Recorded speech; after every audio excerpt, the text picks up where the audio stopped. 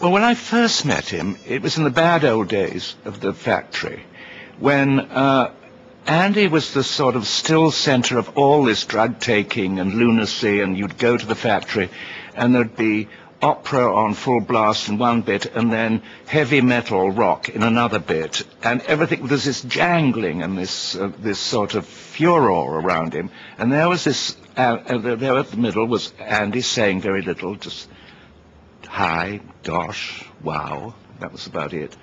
And it just seemed to me such an amazing contrast.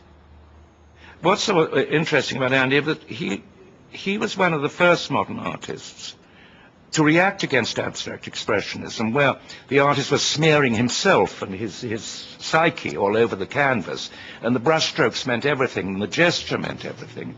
And with Andy, it was exactly the reverse. It didn't matter whether he did it or added the brushstrokes or one of his assistants.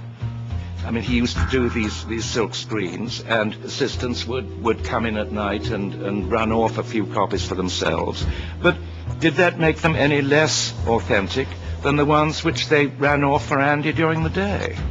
Back in Manhattan, I went to see another of Andy's old friends, Sam Green. 65, he curated this event, Andy's first ever retrospective. You might think the artist's signature on a work counts for something, but with Andy, you'd be wrong. If you don't want to be confused even further, turn away now.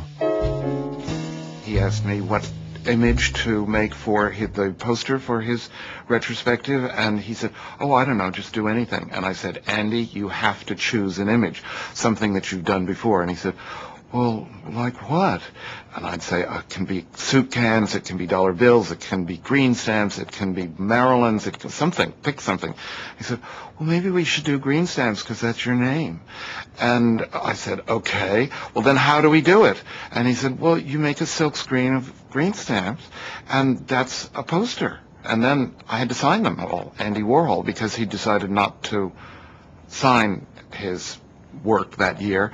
In fact, that was the year he applied to the Library of Congress to have his name officially changed to John Doe. So he wasn't going to sign anything. So it is actually my signature, Andy Warhol, 1965, that authenticates a Warhol as being real. That's a bit contradictory. How can it authenticate the Warhol when you're Sam Green, you're not Andy Warhol? Because Andy Warhol delegated the responsibility to me of making his art. Well, he said to you, hey, you do it, Sam, that's a good idea, and you sign it. Yes. Sign it, Andy Warhol. What's it like, your Andy Warhol signature? Well, I can show it to you. I think I can remember how I did it. It's pretty sloppy, but easy. Is that authentically an Andy Warhol signature? By my definition of Andy Warhol's work, it is. That's pretty complicated, isn't it? The whole thing is very complicated. I've heard that Sotheby's will authenticate an S&H green stamp poster if it has my forged signature on it.